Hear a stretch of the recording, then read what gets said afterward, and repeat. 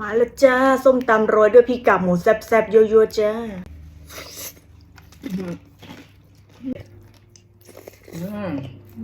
เป็นไงบ้างเข้ากันไหมไม่มีพริกแห้ง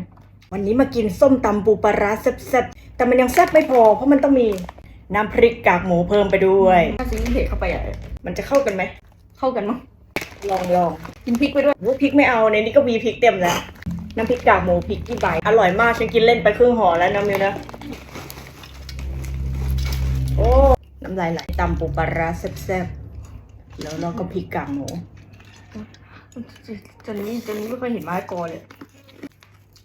เนี่ย